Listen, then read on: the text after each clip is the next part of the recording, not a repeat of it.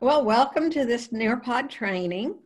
I am in the Dallas-Fort Worth area. I'm actually retired now, but I have been using Nearpod since it was, since it was born. And there's been so many fantastic upgrades and all that at any grade level, any subject area, it really works well.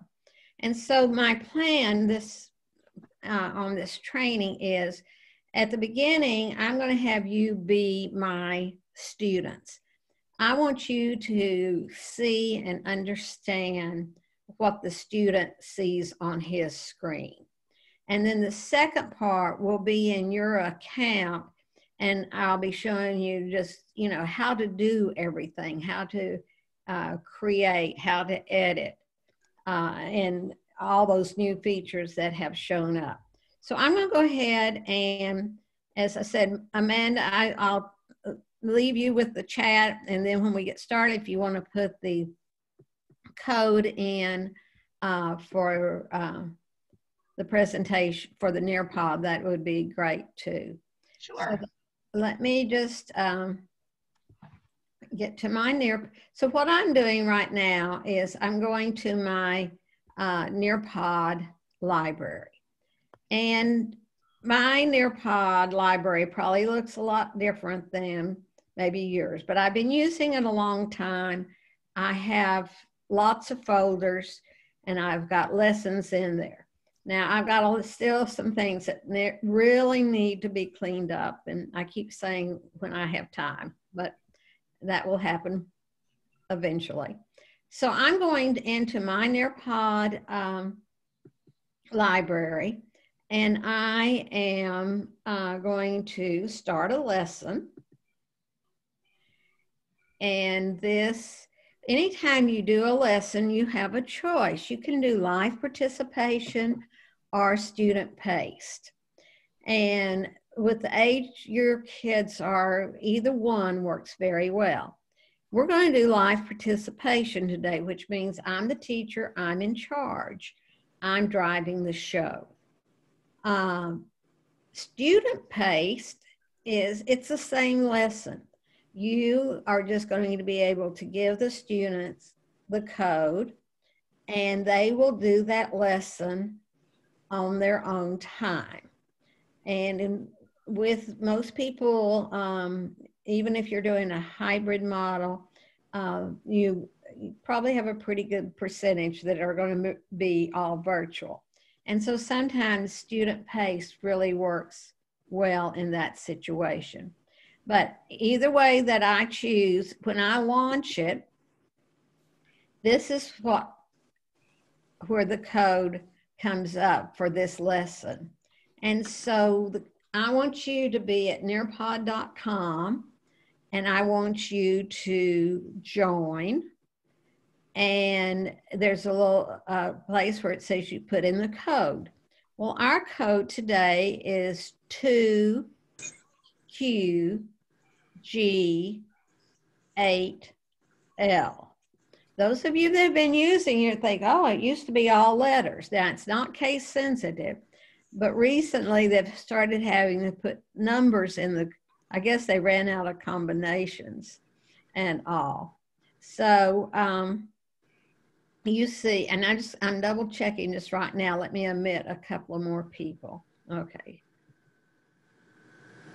Okay, those of you that are just now coming in, you are at nearpod.com, and you're going to put in this code because you're my students. I'm the teacher, you're my students. So you're putting in 2QG8L. Now for me, the teacher, and then it's going to ask you for your name and you hit submit. For me, the teacher, this code is always going to be in the top left-hand corner of my screen. So that if I do have students that come in late, all I have to do is look up there and I see the code, and I can get them on very quickly and all. So right here, this is who I am. As I said, I'm retired, but I am a certified level 3 trainer for Nearpod, and I'm working with a lot of schools all over the United States. I think my most challenging training this week was with 24 preschool teachers. So I'm delighted to have middle school. This is a Google form. You can put a Google form in within your lesson. And that reason I'm asking for your email and name is that after we finish, I'll be able to go to that Google form, get your emails, and I will be sending you additional resources. A lot of people don't take time to fill this out. It only takes a second, and you will only get one email from me. I will not clutter up your email. Now, also on my screen, I see that 18 of you have joined my class, and we have about 26. So if you are just now coming on, you should not be in your account, just at nearpod.com, and you put in the code 2QG8L. And so it's down in the bottom left-hand corner. It's kind of small, but with you teaching virtually, this will be a big help because you'll know, well, I have 20 students and somebody hasn't, maybe they were having problems, getting on, and you can help them and all. So I'm going to go ahead and move on. Let me just double check, make sure there's nobody else waiting, and I think we're fine. Okay. And so now I'm driving it. You can, one waiting. Let me take care of that.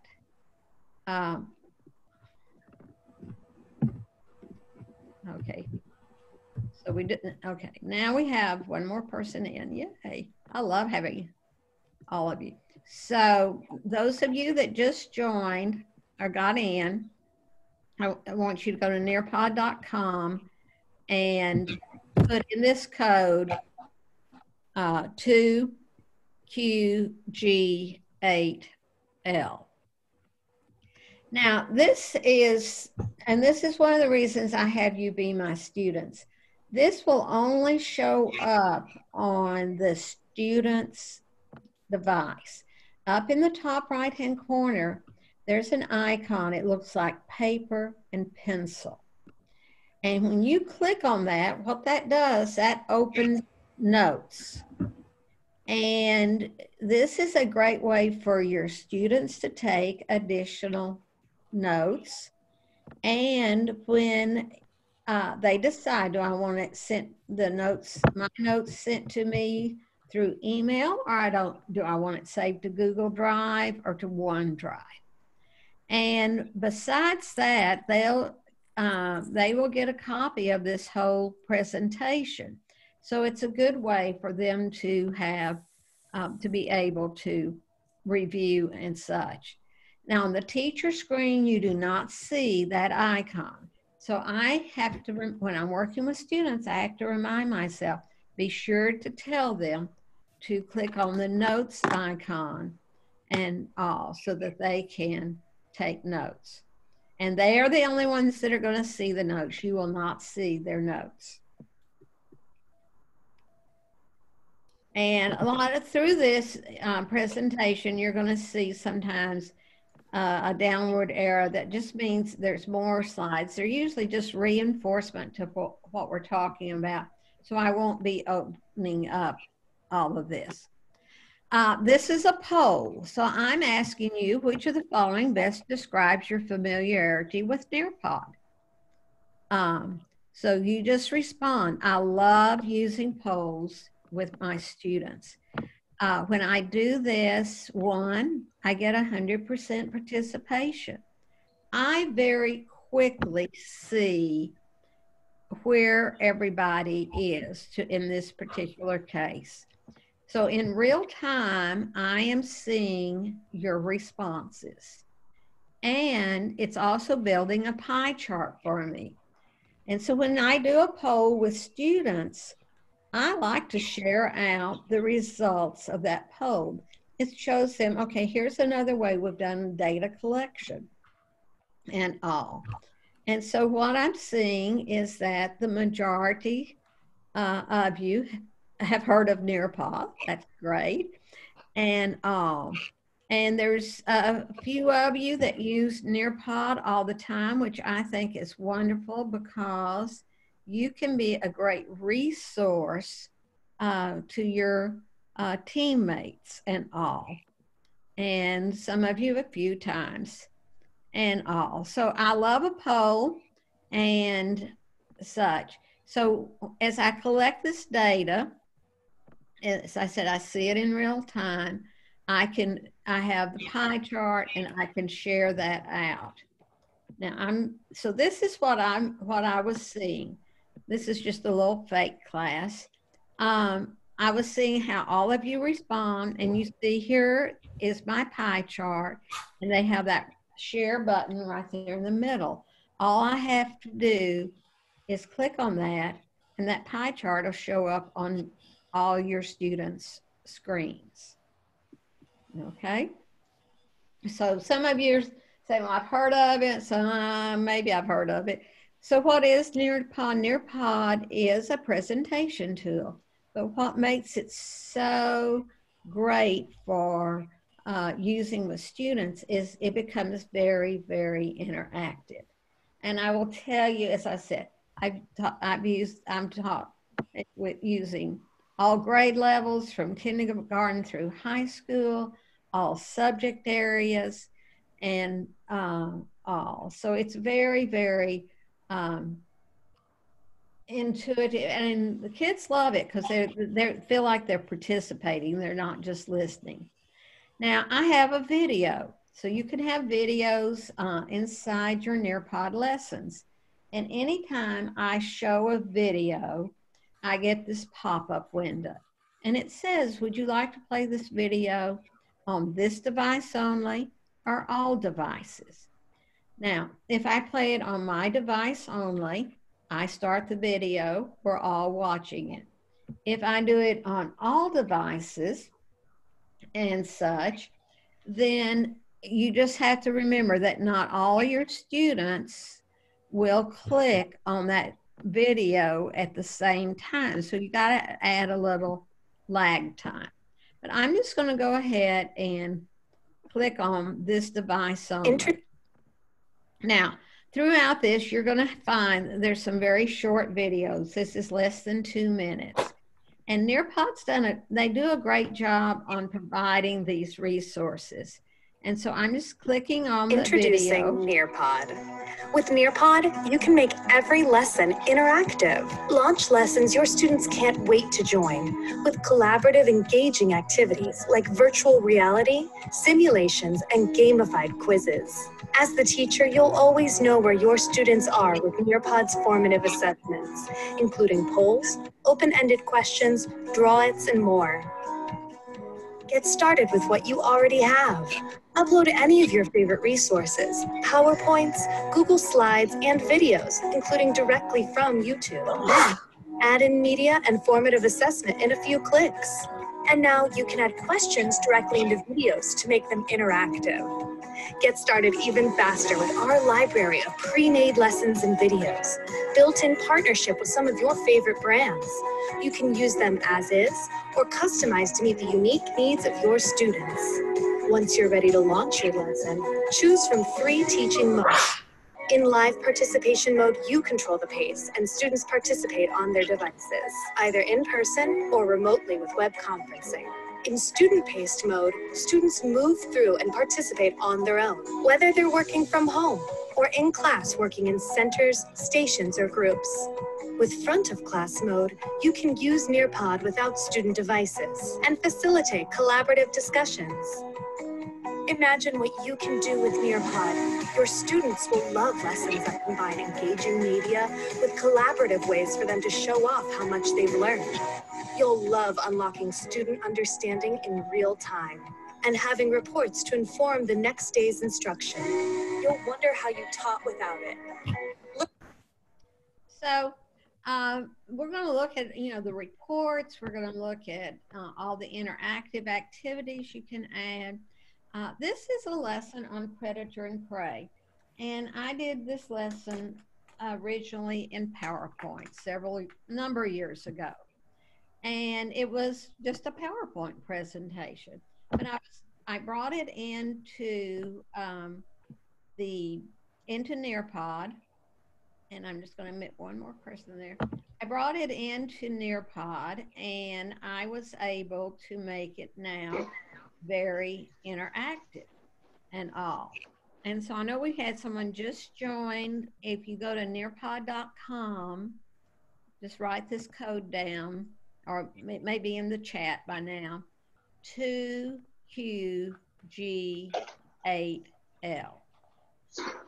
And when students do come in after you've started, they will catch up at the very point that you are. So this is on predator and prey. And this is a drawing activity. And the drawing activity is really a powerful tool. And you will see, I think some people might click on mute because I'm getting a little bit of background noise. Your drawing tools are down at the bottom. I'm asking you to draw a picture of what you think a predator would look like. And I don't spend any time explaining the tools. I just tell the students there's more colors than black. They will figure it out. You can add a timer to any of the drawing activities because they will want to spend more time on it than you might wish for them to. Plus, in Draw It, I'm going to show you another way to use Draw It. There's so many ways that you can. Now, I love it because it's creative and all. So basically, I'm doing a pre-assessment here, finding out, do they know what a predator is and all. Some of you are very artistic. And one of the new things they added is that as the teacher, you're watching in real time what your students are drawing. It used to be we had to wait till you submitted, and then I would see, but I'm watching in real time and such. The other thing I like to do about with Draw It's is that we all have those students that never, they're just very shy. They don't like to participate or something like that. And so a lot of times they may have done a really great drawing, and I can share that drawing out, and as a class we can discuss what makes this animal a predator. And I've done a lot for that person's self-esteem. Now, your drawings that each student does will show up in your reports.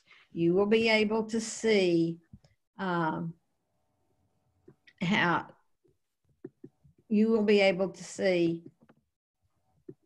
each of your students' drawings, okay? And so this is, so go ahead and submit. Some of you are probably, you'd like a little bit more time, but you understand. A couple of you, I'm just not quite sure what you're drawing, but that's always the fun part. But once everybody has submitted, then if you want to share one out to the class, you can certainly do that. So go ahead and submit. If they don't submit, they will not show up in the report. You won't see their drawings. Again, I'm seeing this in real time and all. So it's very entertaining for me and all. But like, here's a drawing. Monica's my real shy student. So Monica could unmute, and Monica, could you tell me about your predator?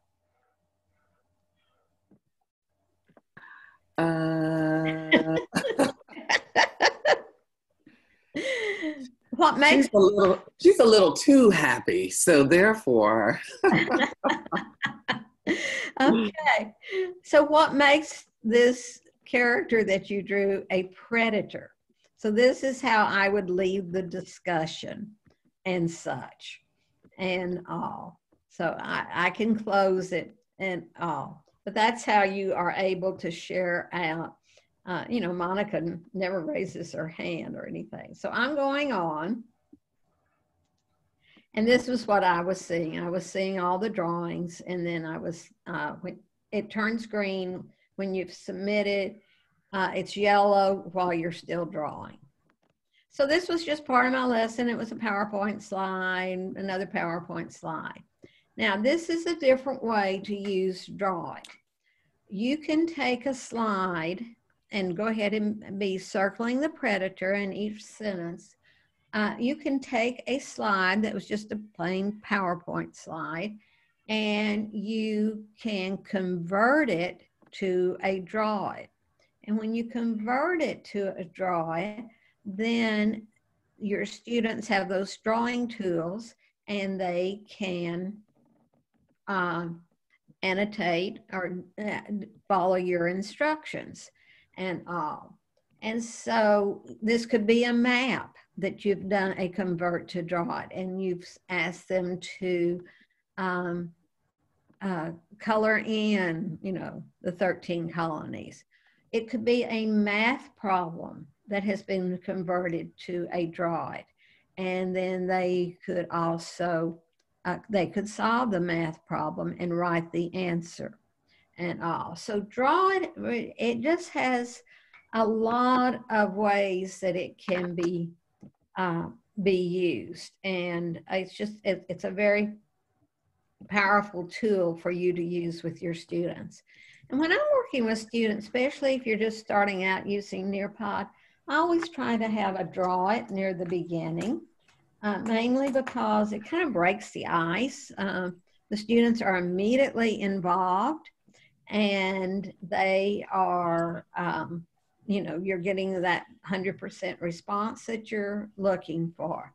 So I always, I mean, I just like to have one certainly near the beginning. All right, so go ahead and submit. As I said, I am moving on.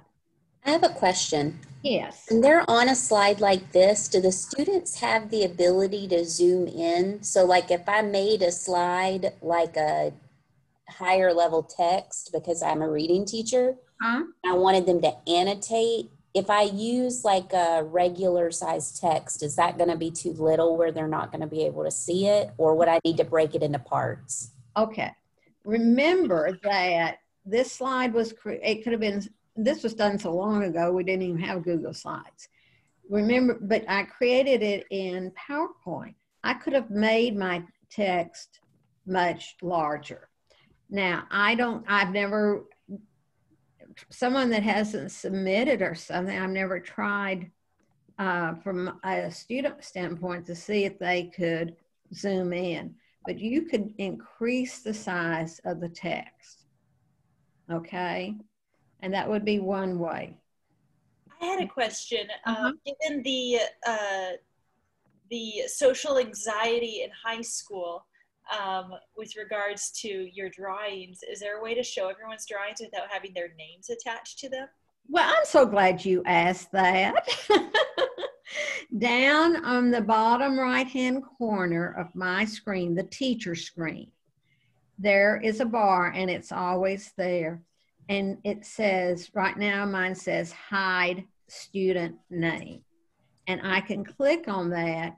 And so anything that a quiz, an open-ended question, a draw it, now those names are going to be blanked out.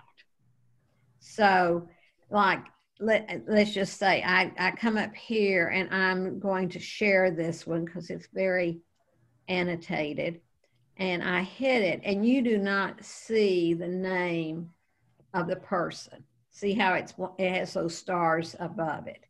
So yes, you can certainly do that. And I do that a lot when I am working with students. And I could even go through and show all the class, and you see there's no names coming up. So that, and then anytime I want to, I can go back and show names. Also, here's another thing that you can do on something like this, because I know some of your math teachers and science teachers, and maybe I'm kind of doing this as formative assessment. We've talked about the definition, we've done all this stuff, and I'm seeing that they're not doing so well. I'm on right now teacher view because I'm the teacher, but also in the top right hand corner, now this is up at the top, I have a little icon, and when I hover over it, it says student view. It's just a small circle. And so what happens now, I'm changing to student view. And if my students were, you know, if I was projecting or something, I could go back to this and we could work through, oh, here's the circle, the predator. We could work through this together and all. And then if I go back to teacher view. And that's one thing. Those of you that may have used Nearpod before, there's a lot of little things on the screen that you may never have clicked on. And I say this to all of you, do not hesitate. You're not going to break Nearpod at all. And so just, you know, be willing to click on it and see what happens. Joan, I have a question. Yeah. I am completely new to Nearpod, so I really like the poll feature to get interaction and feedback from students. Let's say that the discussion goes in a direction that you weren't necessarily planning on, and you want to add a poll to sort of mimic or support what that new topic is. Can you add different features while you're showing it? Okay, on the fly, you always have up in also top right-hand corner, it says add activity. When I click on that, now here's what I can add. I could add a web URL. I can't add a poll, but I can add an open-ended question. I can add a draw it. I could add a true or false questions. Right now, those are the things that you can add on the fly. And if you do add something on the fly, say you did it in period 2, it's only going to show up on that presentation that you did for period 2. But I don't know why we couldn't ask them to add poll to it. That seems perfectly normal for me. So I'm jotting that down. And I will tell you, this is where I think Nearpod, they listen to the teachers. And I'm just putting poll into the add activity, because I always give them feedback. And that's just one little thing I'll add today. So thanks for asking that. Okay, so now this is a 3D, and there's a 3D in the content, and you can find different ones. And, you know, this is a shark, and they always love it. But there's stuff like the auditory system, the circulatory system, famous places, and such. And I often put something like this. You know, after you signed on, we were getting everybody else on. I may have this on as my very first slide, just to give the kids something to keep them busy, their attention and all. So you have 3D images. This is a quiz. And in this quiz, there's only 2 questions, so I think you can answer those.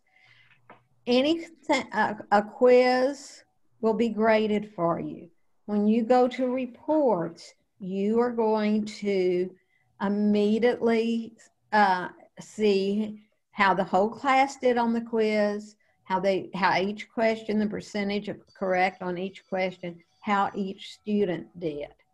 But for right now, in real time again, I am seeing how all of you are responding. Plus, again, it is building a pie chart for me.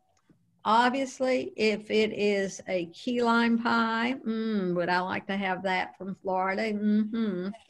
I know that they're getting it, but if it's all red, that's an indicator to me. I need to reteach. And so a quiz, I mean, you could have 25 questions in the quiz and all. And the nicest thing is it's going to be graded for you. So it is multiple choice in the quiz when you're building one. And of course, you can make it a true or false. So my pie is pretty green, so that's good. And so I think, okay, everybody's got it. We can go on into the lesson and all. So a quiz, I'm going to show you exactly how you make those as well. This is what I was seeing.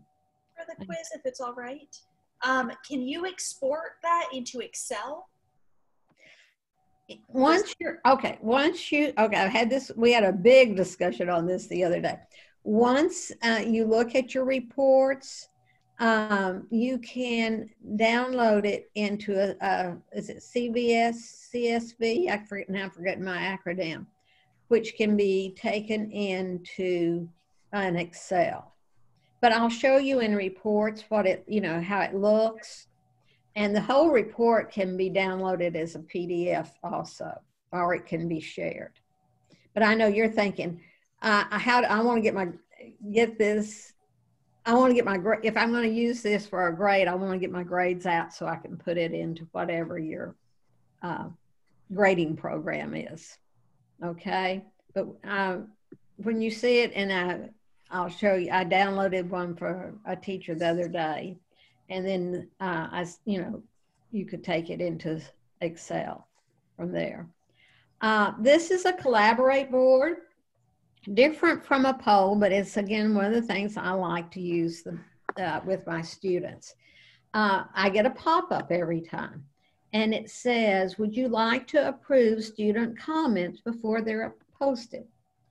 Okay, you teach middle school. You might decide you want to say yes. I know those middle school kids, they think they're funny sometimes and all, but you're adults, so I'm saying no. So up here at the top, I'm saying search for a picture of a prey, add it to the Collaborate board, and describe your animal and all. So what you're going to do, these are cookies. Clicking accept. Okay, excuse me. I had to click on some. So down here at the bottom, I have a text box.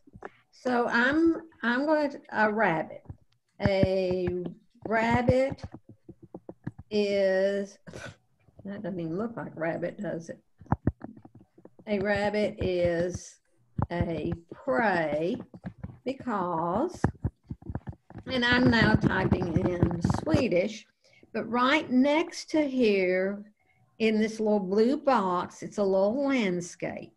You click on that and it takes you to Google Images, and you type in what you're looking for and search by clicking on the magnifying glass. And here's all these cute rabbits, and I save it. So now I have both my text and my picture. This is a great way, again. I love them. Okay, Amanda.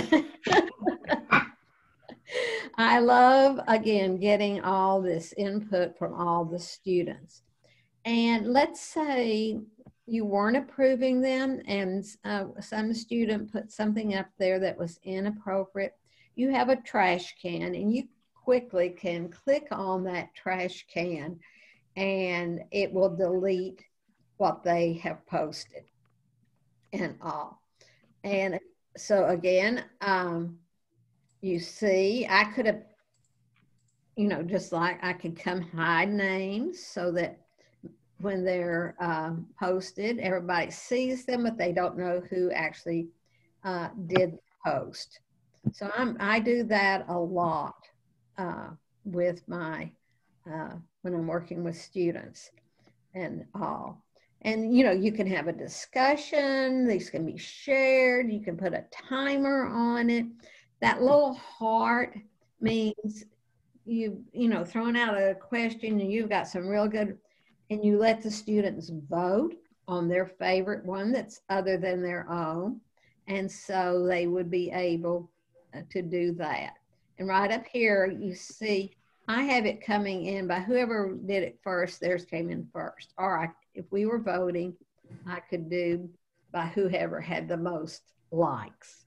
So this is a collaborate board with looking for an image. So this is what I was seeing. And here you see I have a card. It says this card was deleted.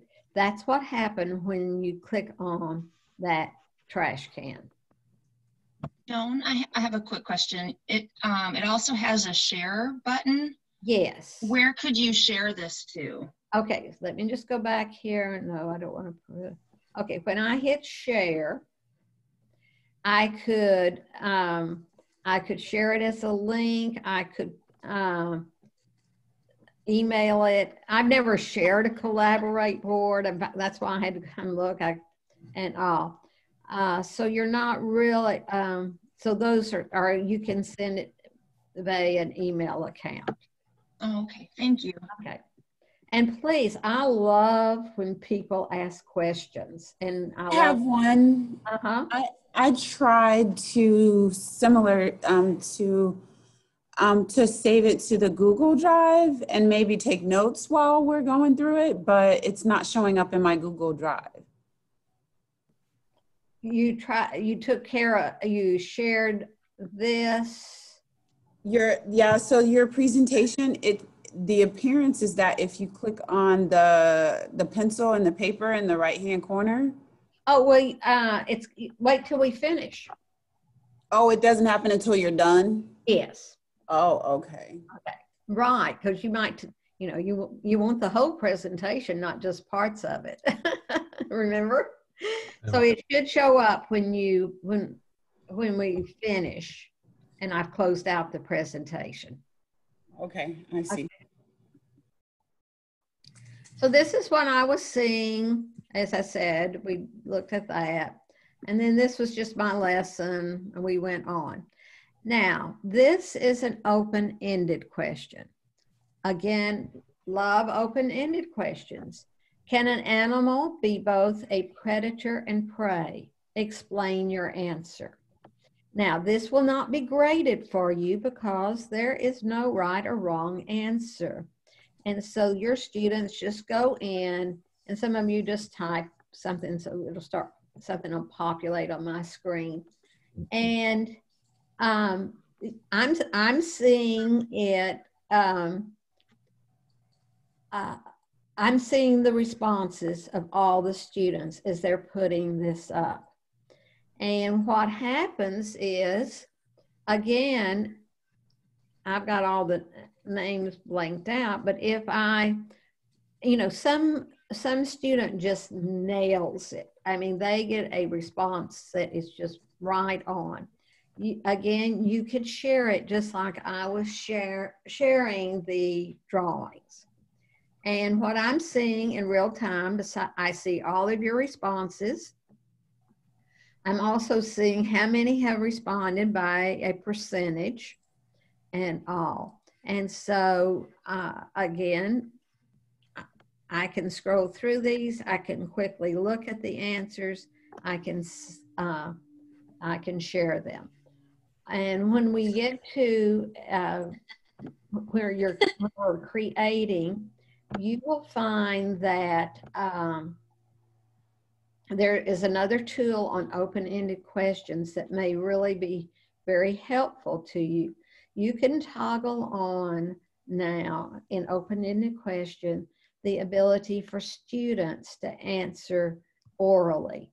And we know sometimes we have students that maybe they can't get their thoughts down on paper very easily. They don't have very good typing skills, but they can respond orally and all. That is fairly new. And I think it's the auditory is becoming so important in these lessons. So this is what I was seeing, and you can see Mary Poppins just really did a good job, and I could hit share and everybody would see it. Okay, now this is Microsoft Sway. You may not be familiar with Microsoft Sway. I think of it as a PowerPoint on steroids. I didn't make this, but there's a library of Microsoft Sways that you can bring in to your lesson. These images and such are unbelievable and all. Microsoft Sway is actually a part of Office 365. So you could make your own if you had that, but I just like finding one that somebody else has done that's really great. And so I have to leave time for my students to scroll down through this and all. And when you get to something like this, this is a deck of cards. And so you just click through them, and the students can read what's on each of the cards. So this is just another way to add content to your lessons. And everyone I've looked at or have used, as I said, the images are, it'd take me a lot of time to do all of this. So I like being able to pick them. This is matching cards and all. So you give the students instructions, match the word with the definition. And so you just start matching those cards and all. Another way to do an assessment, and you create your own matching cards. It doesn't take any time at all. You can match word text with text, like a definition and a vocabulary word and a definition, image to text, image to image, math problems, the problem, and then have the answer, the correct answer. What I'm seeing on my screen is how many tries it's taking you to match these up. And so if I get a result, 8 out of 8 is perfect. But if I get one that's 17 tries, well, I know they're just clicking around, hoping eventually they'll get them all. So matching, this is fairly new, being able to create these and add them to your lesson. And now, also, I can view the pairs if we want to have a discussion about why this is the definition that goes with predator. This is, and all, we can have a discussion right there with the class. I think about that in particular with the math problems. Again, this is what I was seeing, and see Oprah was just clicking around hoping for the best. On several slides, I don't know if you've noticed or not, up here in the right-hand corner is an icon. This is another partnership. This is with Immersive Reader. If your students if they're on a computer, then and this is something that you have toggled on, it will read the quiz question and the answers aloud. It will read read what's on the screen to them. If they're using the app, it doesn't work on the app. It only works when you're on a computer using nearpod.com. This is virtual reality. And again, there's a library of VRs that you can pick from. This is a partnership with 360 Cities. And with older kids, what I usually do is I might have a leading question before this comes up. That might be prepared to describe what coral reefs look like. or have them look for something in particular. What is the largest predator in this, or what is the smallest predators? And so you can see that I'm just moving it around using my trackpad, and there's my largest predator and all. And so there's a whole collection of these for you to choose from. As I said, they come from 360 cities. Now, I'm just going on through some of this kind of fast. This is just another Collaborate board. You don't have to have images. You could just have words explaining, responding to whatever you've put on the Collaborate board, because you're creating that yourself. And all. So, logging in is easy. Now remember, you, the teacher, you have an account. Your students will not have an account. All they're going to need is that code. And you can, I'm not sure how your students are logging on, but if they're doing a single log on, it'll populate that for them. You can certainly put it in as an email or put it in your LMS and such. So it's very easy for everybody to join Nearpod. These are some of the things that anytime you're in your library, if you see this icon, you've gotten out into something else, you think, oh, how do I get back to my library? You just click on this and this will take you back to your home page. A plus sign means you're going to create something new, a new lesson, a new slide, a new folder. This is the quick launch that we saw earlier. As I said, I'm going to add, well, why can't we do a poll real quick? We're going to look at your profile because there's some account settings there that we need to go over, and for you to decide you want to toggle them on or off, such as immersive reader, student notes, and different things. But we're going to do that in just a short time. I just had a quick question. So I know with the alert training, we had the Nearpod lessons, and one thing that was a little bit frustrating from the user end was that there were a lot of slides, but we couldn't come back to, if we needed to leave, do something, come back to finish the slide, we had to restart it and go through all the slides again. And so if, for example, I give a test with no time limit and students might leave my class, but then come back and finish it at a later time. Okay, and that gets asked a lot.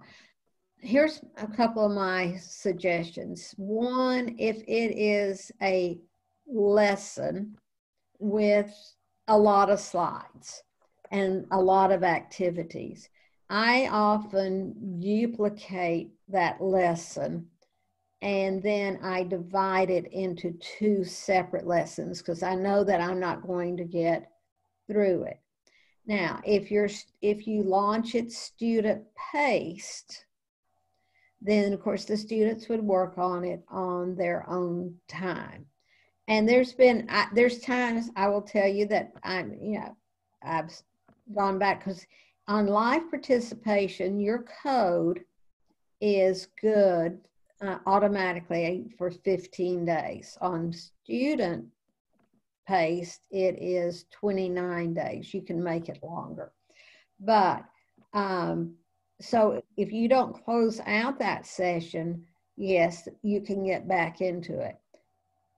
I will tell you that sometimes it goes to where I left off, and sometimes it does go back to the beginning, and I just have to click through that. And so, and that is, if it was a lesson with just one quiz in it, and you were going to give them a long time, you might want to launch it as student paced instead of live, because you're wanting them to go back to it. And I know this has been discussions, not, from a lot of people. And I guess I'm sure it's a programming situation.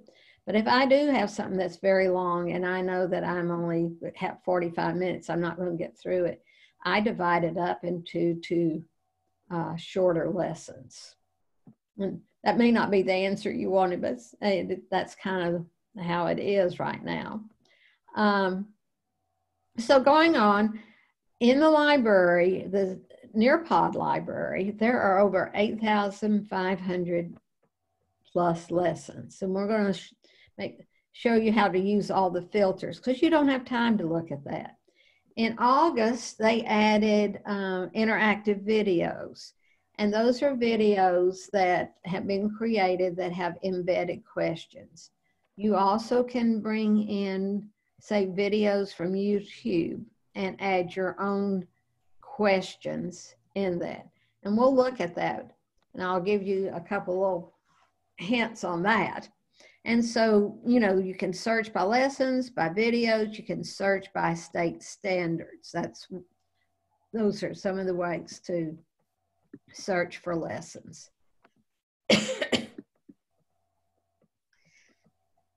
And this is, I'm not going to spend any time playing all these videos for you, but you'll have them if you, and I will share everything with you, Amanda, too. And so they would have, this is just a short video on filters.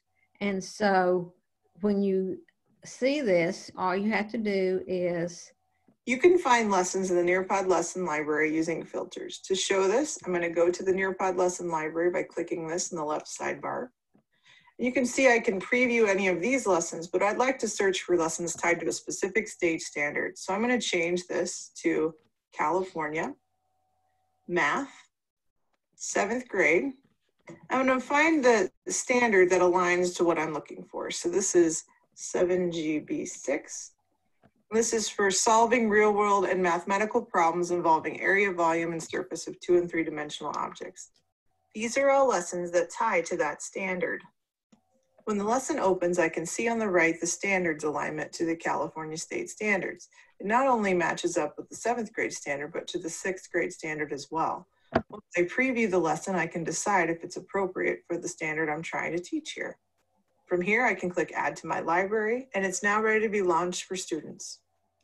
You don't have to use the state standard, but can be more general. I'll show this by choosing Math, 7th grade, and I'm going to look for an algebra lesson. From here, I can look at any of these lessons, preview them just like I did before, and launch them for students. Okay, so there, that's just another tool to help you sort through all the lessons. So you don't have to start from scratch. They've made a lot of partnerships. You may not have ever looked at the PhET simulations, but they are geared for math and science teachers. And they're grouped by middle school, high school, and elementary. They come from the University of Colorado at Boulder and such. So right now, when you're in such a virtual teaching environment, it's hard to do hands-on science and all. And this is just a video on launching. And launching is you click on it and that's when the code pops up. Now,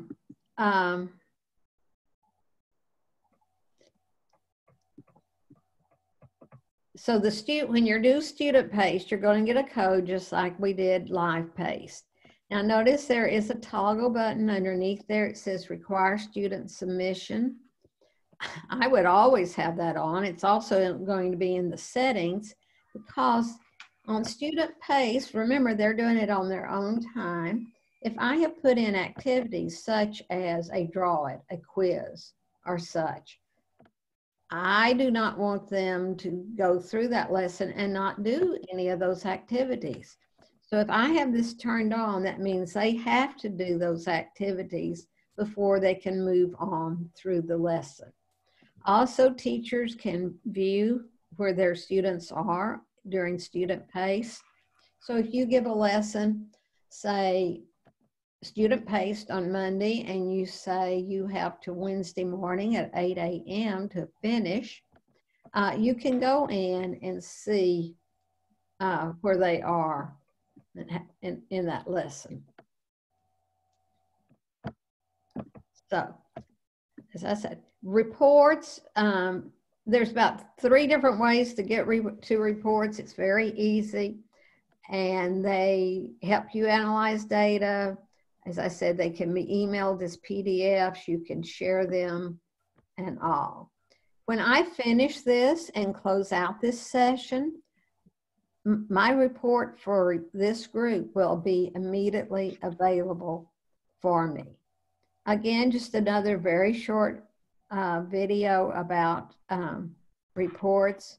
And so anytime you have, if you are looking at this. Nearpod reports can be accessed in a couple of different ways. One way to do this is from My Library. You can go down to Reports on the left sidebar. Here you can see all of the Nearpod lessons that I've launched, and if I click any of these lessons, it will reveal sessions that were launched from that lesson. From here, I can click to open the report. Another way to access a specific report from a lesson is to hover over that lesson, click the 3 dots, and choose Reports. This shows a similar screen, but with just that lesson's reports. Another way I can access Nearpod reports is in a live lesson. I can click this button, which will allow me to have a report emailed to me. That report is now available in my email, and it comes in an email that looks like this with the PDF attachment of the session view. And those are the ways you can access a Nearpod. So because you're middle school, I also would say this. You have a lesson and you're going to do it in for your period 1 students and then later on for your period 4 students.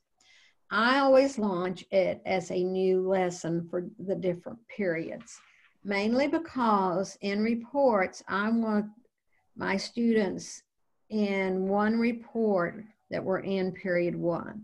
And then I want to set a different report for my period 4 students. If you gave them the same code, it would be all one report, okay? These are just hints that have, from doing this a lot. This is a fill in the blank. Fill in the blank is a drag and drop activity. You type in the text and then you decide what words are going to be in the blanks. Now, it will also be graded for you. So it is very easy to do and all. So we'll look at that. We're going to look at all of this. Time to Climb is a gamified quiz. You have some different themes. Of course, Halloween's coming up. Who knows? You can turn the sound off or on. I just picked that. And so you, the students, you go in and you choose your meme. And for me, the teacher, I would see those that are participating. So a couple of you, or all of you, just go ahead and pick one, and because I want you to see what this looks like. Now, this is, there's a lot of time to climbs that are already made that you can use. You could use them by themselves. You could put it within a lesson. Also, you can take any quiz, any plain Jane quiz you have, and turn it into a time to climb and all. And I know, my goodness, I just think back when Kahoot first came out and I was in a middle school, those kids were just, you know, this is what they grow up on. So they were just like, woo, they were having a great time. This is not quite as boisterous.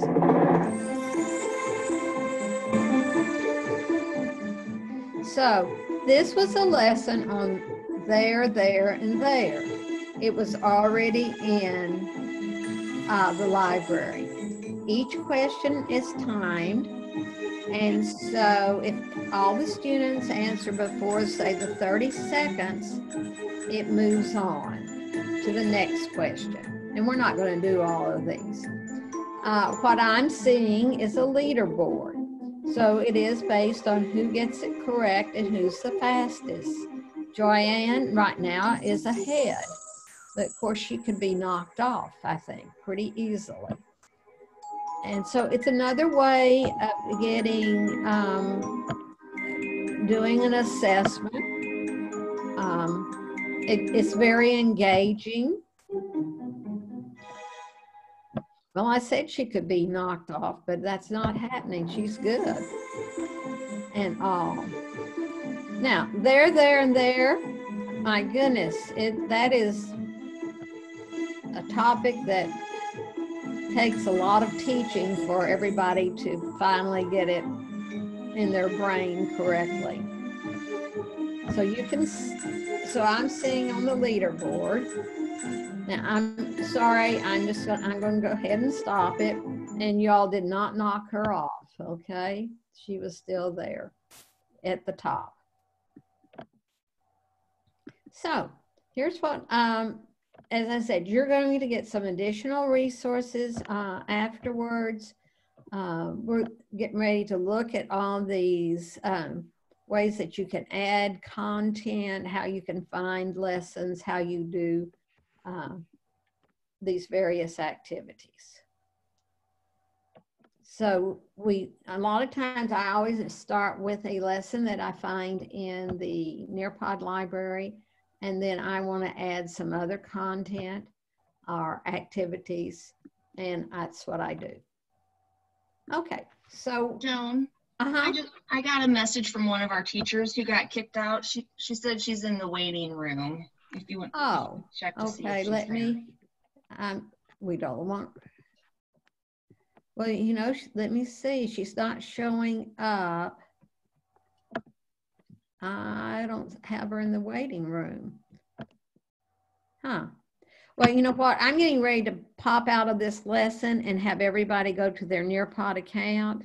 Oh, but she's trying. Oh, the Zoom. She's not showing up. Have her refresh and see if it comes up. Because I'm looking. What is her name? It's Jamie Azar. Okay.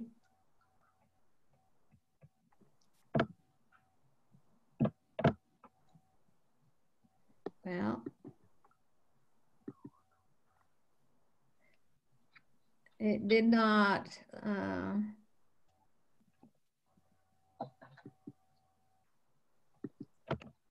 Okay. I don't know if did she go all the way out? I'm not sure what. Well, she was knocked out of the Zoom because of her internet issues. You know, if you can make me a co-host, and then I could just kind of monitor for anything that happens like that. Okay, let me get my Zoom bar, and let's see, co-host. Oh, wait a minute, I got her. Oh, okay, great. She just now got here. It's a long ways from Florida.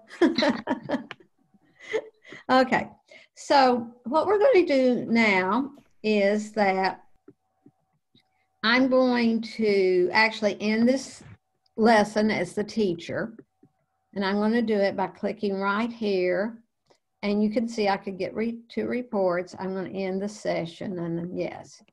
Now where I would like for you to be is in your Nearpod account. So your screen would be, you may have two tabs open. You may have the Zoom tab with my screen sharing, and you may have your own second tab open.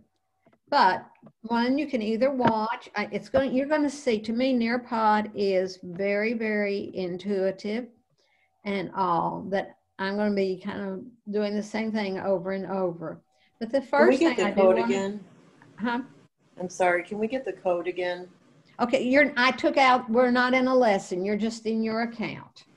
Okay. You're just following it, not as a presentation. And what I will say too, we initially only purchased 15 licenses, and those were distributed, but we are in the process right now of buying a school-wide license So if you don't have your own license yet, you will soon. Okay. So if you don't have your own license, just watch my screen, just watch, and it'll be very easy. Over in the top right-hand corner is where your profile is. I have my picture in it. You probably just have a little gray circle. When you click on that, you will slide down over to lesson settings. Now, you can always come back and change these lesson settings or whatever, but they're just toggles. So the first one is enable student names to autofill. If students are required to use Google or Office 365, it'll autofill into when they first log on. Enable immersive reader. I think you might want to have that turned on because that may be very helpful for some of your students. Enable student notes. I would certainly turn that on. Now, this is up to you. Show quiz and multiple choice questions results when they're in student-paced modes. Do you want your kids to see a graded version of their quiz in student-paced lessons in multiple choice? Allow students to resubmit answers in live participation mode. Notice mine's turned off. All I have to do is click and it will turn on. You may want to turn that on. I have mine off. Definitely turn on Enable Collaborate Board for student-paced lessons. If you do not have this turned on and they're doing a student-paced lesson, when they get to a Collaborate board, they'll get a pop-up that says waiting on teacher input, and they won't be able to do that. This is the one I would turn on for sure. Require student submissions. That means when they're in student pace, they have to do all of those activities. Okay. So I'm going to click back over here on my Nearpod icon. That takes me back to my Nearpod library. Now, this is my library. These are all of my lessons. But your new best friend over here is the Nearpod library. You click on this. And you could search just for lessons or you could search for videos. But if you wanted to search by state standards, you would slide down to Florida. You would say, I teach science in the 7th grade, and you could drill on down to, well, let's just Adams, that's fine. Now, this time I just had one lesson that came up on Adams. Sometimes I have 3 or 4, but I was really drilling down to this particular standard. Anytime you want to clear out those filters, just click on the X and all. Now, I could just say that I teach science in 7th grade. Now, I'm going to get a lot of different lessons. And, you know, they're classified. When you see where it says like Rick Meyer or Larissa Kelsey, that means those are lessons created by teachers. But they are vetted by Nearpod and all. So it's just not an open deal where people would throw up a lesson in the library. Now, I can just come here and I can type in biomes. And I didn't say a grade level, so I'm going to get grades 1 through 3, but all I have to do is come over here and I'll say 6th grade. And that knocked out all of those that were in the lower grades, okay? So you have lots of ways to search and all. So, you know, you can filter down a little bit better by going over and saying math, 7th grade, and just getting those math. Now, I just want to tell you, if you are a math teacher, if you don't know who Kathy Yinka is, I know her lessons are going to be great. She teaches in middle school in the Austin area, and her lessons are always fantastic. So I've been teaching parallelogram and triangles. And I think, oh, well, I just would rather start with a lesson already done than do it from scratch. I come to the lesson. I have to preview it, which makes perfect sense.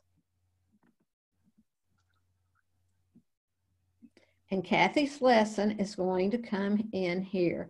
I see that it has 17 slides. That's fine. Here are other lessons. All of those are done by Kathy that are related. I preview it and I go through it and I like what she's done. And so I click on Add to my library. Now, when I go back to my library, you will find this lesson that Kathy did. Now, it's still in the Nearpod library, but I have the ability to edit, and I click on Edit. You can duplicate a lesson or just edit it right there. Sometimes I do duplicate it because I get carried away and I'm editing the lesson, and finally I thought, you know, it really was better the way it was. But we're just going to edit this lesson. Now, so this is about finding the area of parallelograms, and here's what students will be able to do. Maybe my kids are not really interested in that. Any slide I do not want to use, I just click on it. I'm going to click on these two, and I can delete those slides. And it always asks me, are you sure? And I say yes. So I can delete anything in here that I would like to. And you notice she has several quizzes. A lot of these lessons are just going to have quizzes because Time to Climb is that new. But let's say here's this quiz, and when I click on the slide, notice that this window pops open. It wasn't there, and it says convert to a timed climb. So I'm going to, okay. Wait, are you sure you want to convert? Yes, I do. Yes. So you see now that that quiz became a time to climb format. So if you have a quiz in a lesson and you want it to be time to climb, you just click on it. What's grayed out will be active, and you can make it a time to climb. Okay. Now this one is just a plain slide. And so if I click on it, notice now that this says convert to draw it. So I can take just a basic slide and make it a draw it. I just click on it. Do you want to keep the original? No. And then here it is. Now it's a draw it. I double click.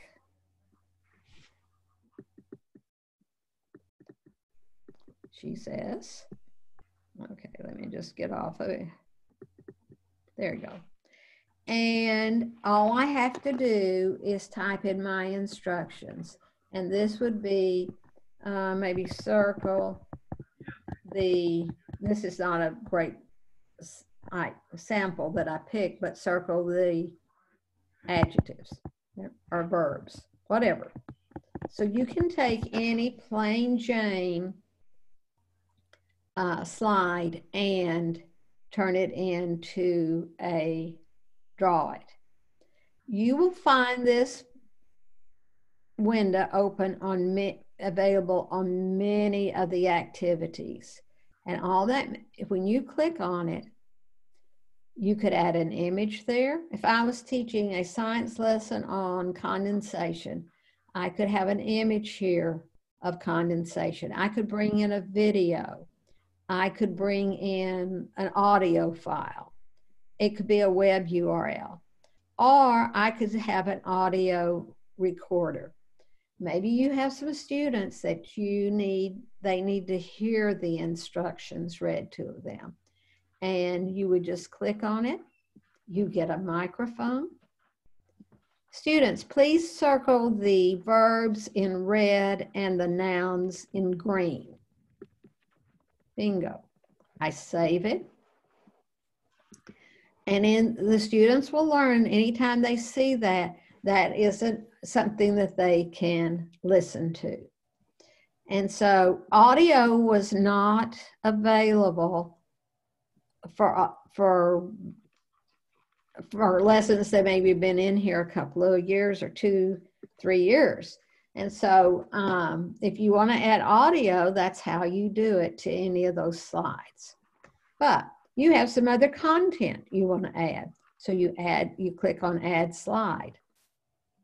You have quite a few choices here. Video, and even though it says beta, don't be afraid to use it. This will take you to the Nearpod video library. I don't even know what our lesson was on. I'm just going to type in ratio and see if there's any videos. Oh, look at all this. Pi. When it says Nearpod original, that means that they have done, Nearpod has created this, and you see this is a minute 36 seconds. It's talking about what is pi. And so you can always preview it. This only has 2 questions in it. Of course, it's very short. If I want to add a question here, I can add activity, and I could make my question an open-ended question or multiple choice. So I can put in more questions and all. So you can take the videos and you can use them just by themselves, or you can put them within a lesson. When you are adding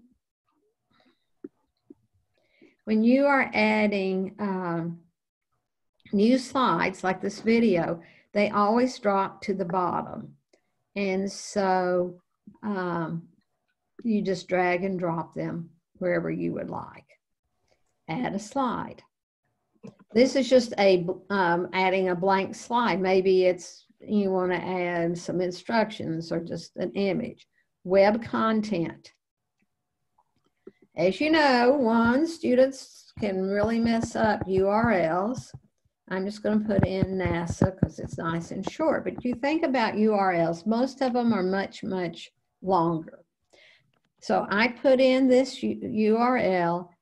I always test my link. I want to make sure it's going to where I said it was going to go to. You know, no surprises. And this. So then when this slide comes up, the students, they don't type in the URL. They are simply going to type on that link. And see, there it was at the bottom, and I move it wherever I would like to move it. Add a slide. If you have the vocabulary piece of Nearpod, you can add vocabularies. This is the 3D. Remember, I talked about it. Here's the cardiovascular system. You can see there's the body. Here's an animal cell. So these are just 3D. And again, you preview them. And you can see, you can turn it all around and see that. If you like it, you say done. Kids love 3D. Add a slide. These are the PhET simulations, and this is what I was saying, middle school and high school. I'm going to say I'm a middle school science teacher. Here's one on balloons and static electricity. It's a simulation. I preview it. If I like it, I say done, it goes into my lesson. And they have quite a few. Here's one about color vision. And, you know, I love the energy one on the skateboard. And so you can add these into your lessons. This is the VR field trips. And so you just search here and say you're talking about the pyramids in Egypt, and also I do a search. And you see that you will come up with these images that are virtual because they're 360. And, you know, I'm just going to pick that one. You know, here's one. Ooh, you could get a good math lesson out of that one and all. And so sometimes you will find tourists in the pictures. That really doesn't bother me. Again, I will tell you that here's the Shakespeare Theatre in London. I'm more interested in my students seeing what theaters used to look at, you know, no air conditioning, hard benches. And as I scroll around, yeah, I have some tourists. But 360 Cities vets all of their images, so they have to be of a certain quality. Here's Desmo's graphing calculator for your math teachers. Here's BBC, British Broadcasting videos, very good videos. And again, they have them classified by different categories. They're very well done. Here's the Microsoft Sways. We had the one on endangered species, but here's one on heat waves. As I said, the images are very good. You always preview them and then you decide if you want to add them to the lesson. A slideshow is maybe you brought in a PowerPoint and it's one slide after another, not spread out. It's where you have information like we talked about earlier. Can I make my font larger? If you did put it on several slides, you could bring it in as a slideshow and then they would just use the down arrow and go through each of those slides, not moving on. This is audio. If you want to bring in a audio file, Martin Luther King's speech or something like that, you just have to know where that file is. Also, you can bring in PDF documents. Sometimes what you want to share, again, is long. Take The Raven, the poem. It would be hard to fit that on one slide. Save it as a PDF and bring it in this way. But here's where the fun begins, activities. You can make your time to climbs from scratch. However, I usually just do a quiz and convert it, or I go to the Nearpod library and up there in that search, I just put time to climb. But an open-ended question, very easy to do. I'm going to enter my question here. What do you think causes hurricanes? You all certainly get enough of those. Open-ended. Here I can add my voice like the audio recorder. But here's this toggle, enable student audio recordings. So that means when they get to this question, they can respond orally. You will get in reports an audio file that you can listen to each of the students' responses. And so, again, you can add a timer. So this is a it's new, and I think it's a great add-on. Add a slide. I'm doing the same thing over and over. I added content. Now I'm going to activities. Here's matching pairs. Here's how easy this is. put your instructions here, match the word to its definition. Find the correct solution to a math problem. I come here, I can enter text, so I could enter condensation. Over here, I could have the definition, condensation. You math teacher, notice you have a pi sign. You have some math equation editor, not a full boat, but the most common symbols. Add an image. Okay, we're studying the presidents of the United States, Abraham Lincoln. And I could add an image. I come up here, I do a search, and I put in Abraham Lincoln. And I put in Abraham Lincoln because if I just put in Lincoln, I would get Lincoln cars as well. And I just want Abraham Lincoln. Okay, so I'm going to use this one. I'm going to save it. It brings that image in. Boy, that was a bad hair day for him. Here's a math problem. It's done as text. It's a very simple math problem. 9 times 9 equals. So notice I have 200 characters to use, so I can have quite a bit in this box. And so you create as many matching cards as you would like.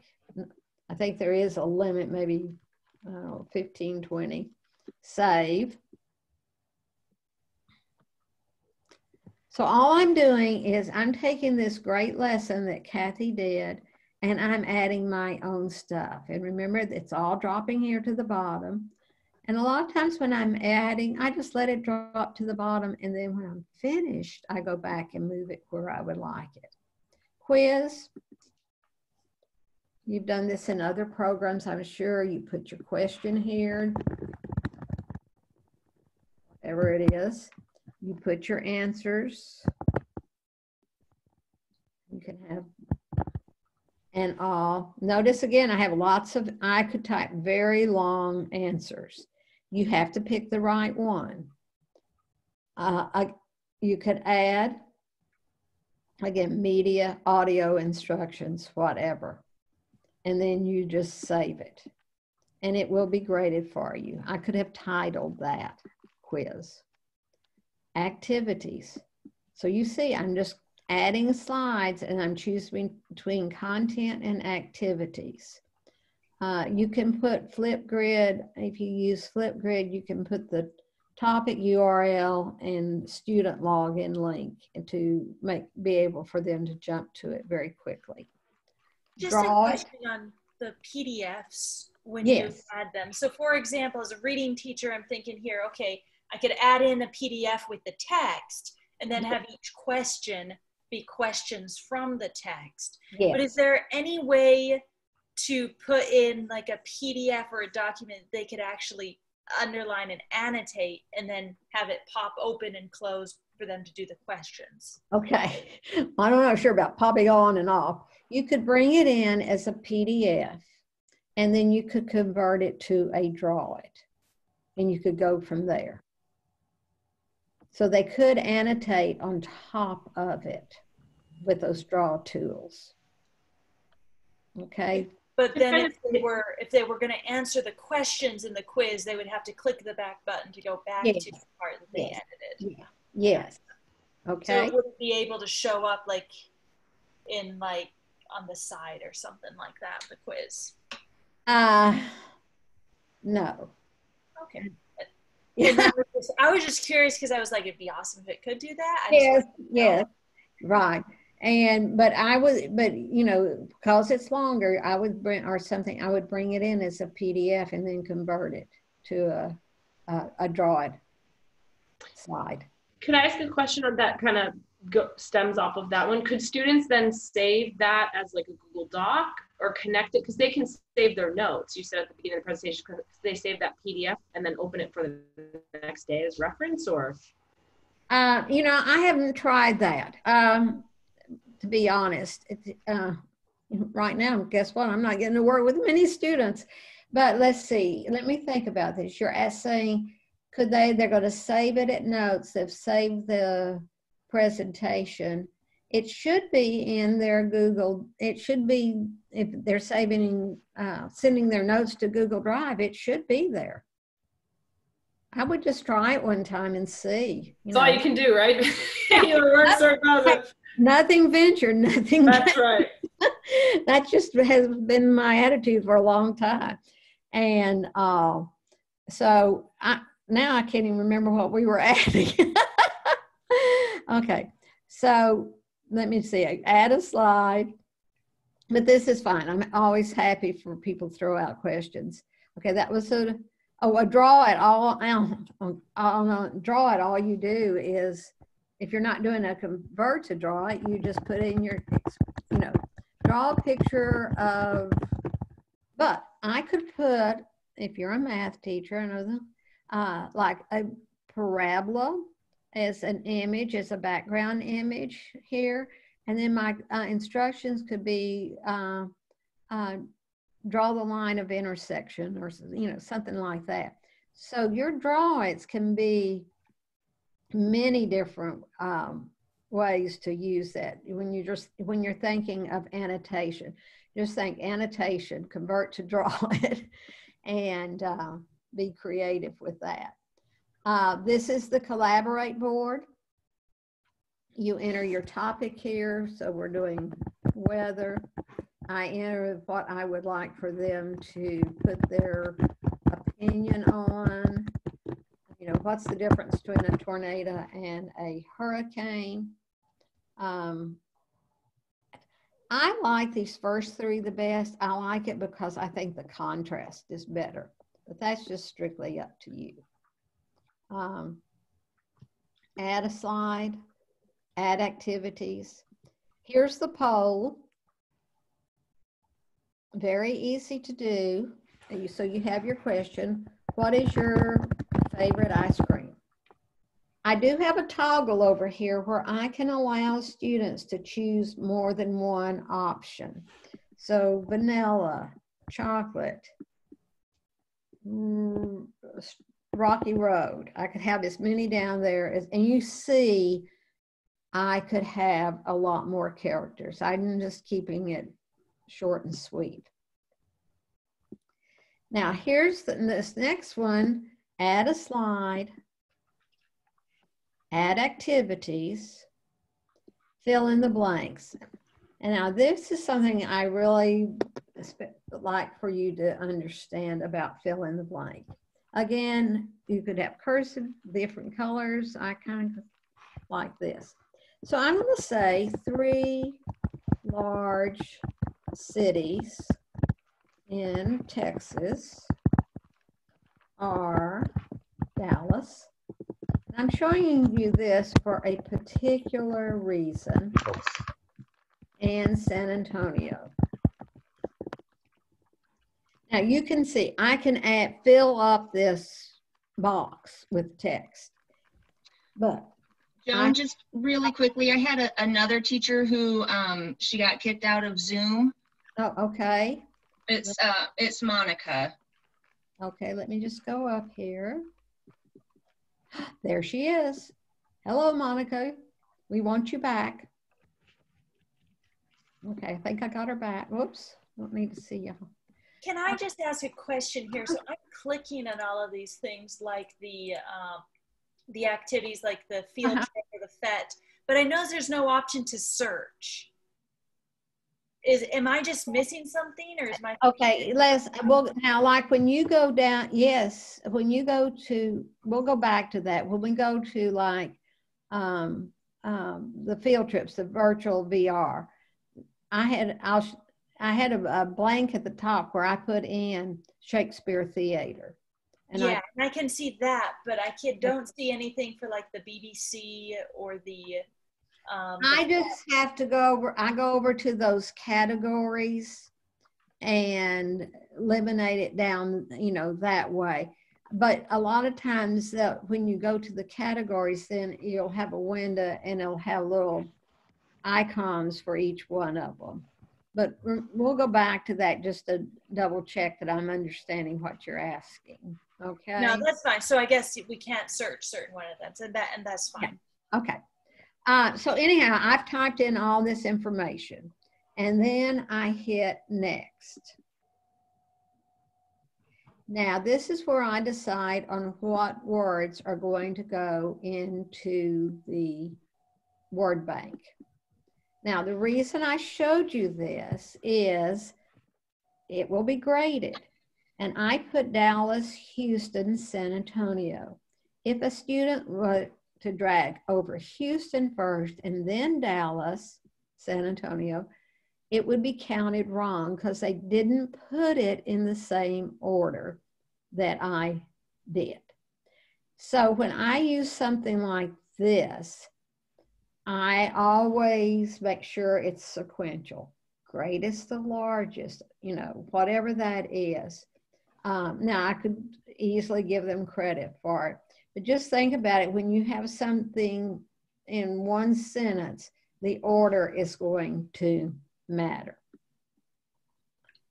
Now, you add a slide, add activities. You're not going to use memory tests. That's for the little bitty ones, the pre-Ks. You know, it's a cat to a cat, a dog to a dog. And all. So you saw I was doing the same thing over and over to this. Remember, this started out as 17 slides. I deleted 2, and now we're up to 27 slides. So oftentimes you can find something and then you just edit this to make it fit your own. And then you save and exit. I will tell you, I have never lost anything in Nearpod, which I think is a miracle in itself. Nearpod Library is where I always start my search. So I could put up here, time to climb. And if I just do a search like this, remember, I'm going to get, you know, K1. You don't want that. You want 6th grade.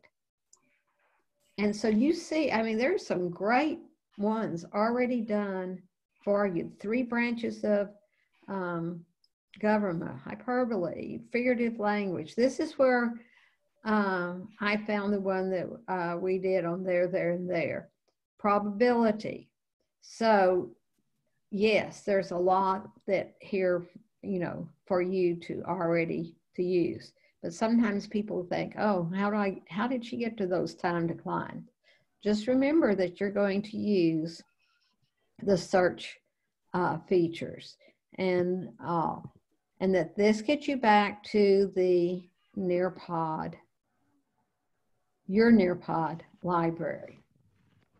So I really believe that, and I know, as you said, some of you haven't gotten the license yet. When you go back in, 1, don't be afraid to click on something. And then as you start doing it, you will see it's very repetitive. Now here's reports. We haven't looked at reports. I'm going to click on it.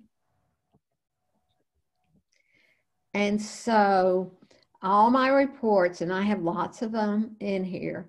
I've done this lesson a lot, so I click on it.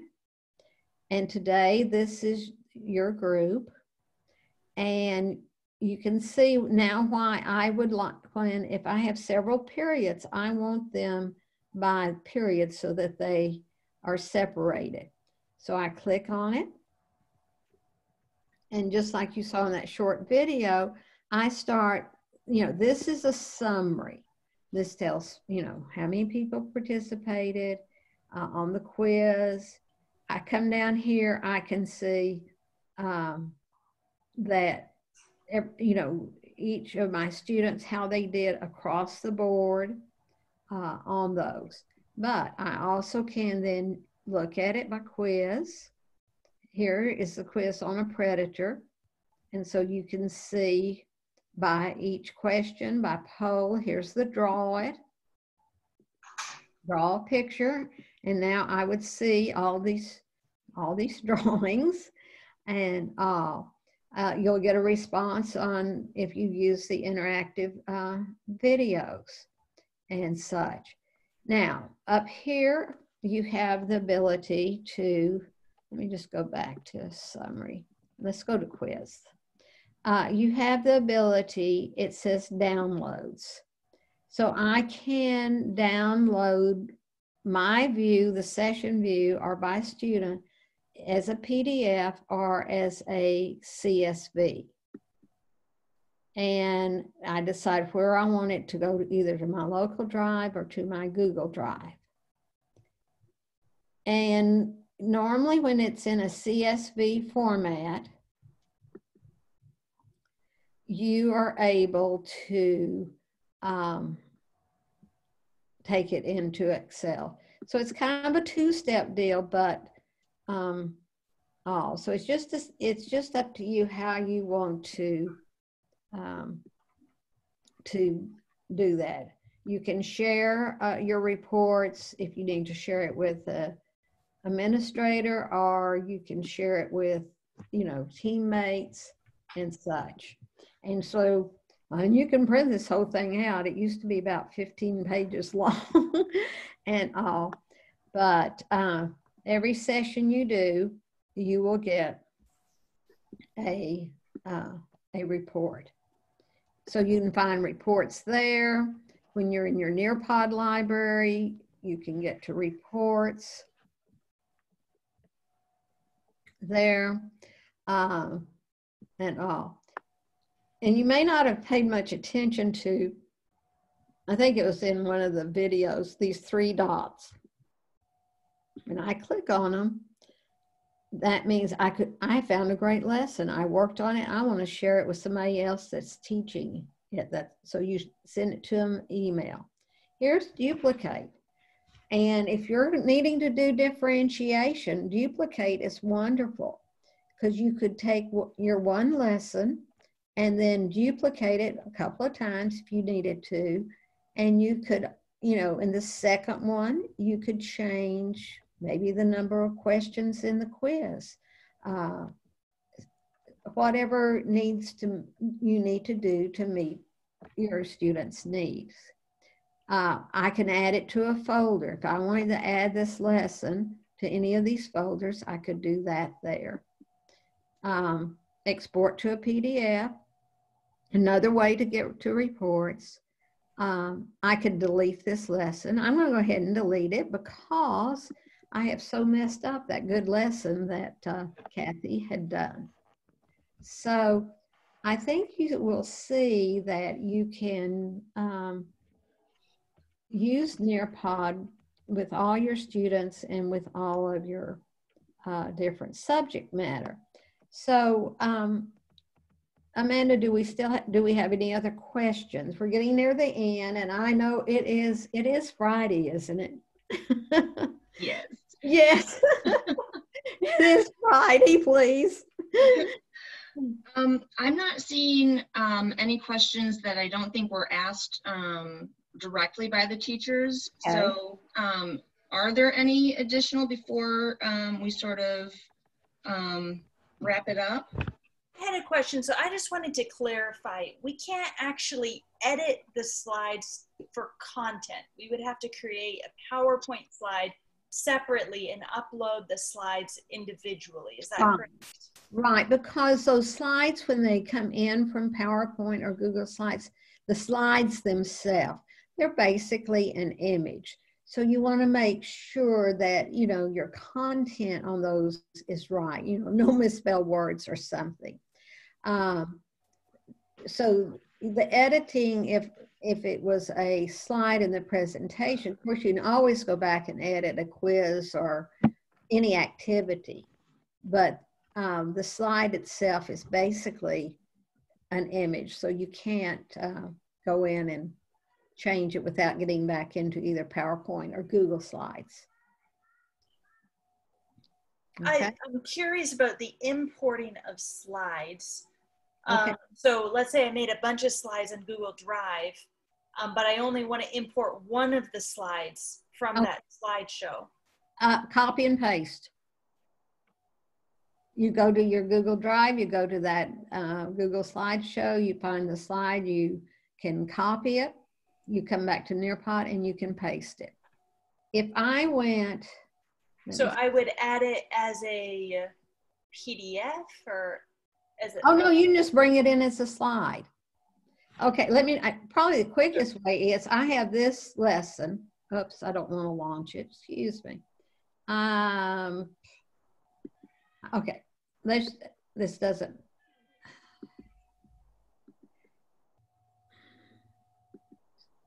Okay, I have this lesson, which it doesn't matter really what it is. I have it in edit mode. The slides are spread out and all. So if I need to, I can, I want to copy this slide to put in another presentation. I just click on it.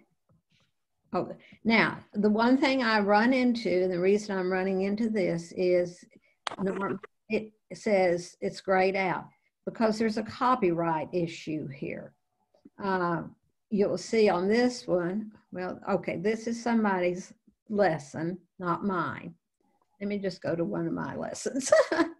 So that's the only time when I can't copy slides. But if I went into Google Slides, those are my own slides. I can copy those anytime.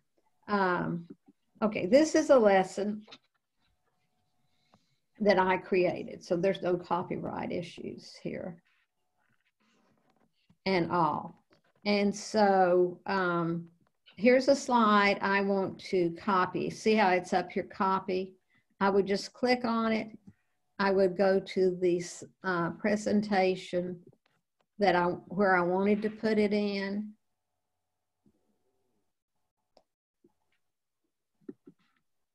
And I could just place it wherever I would like to by clicking right there and pasting it.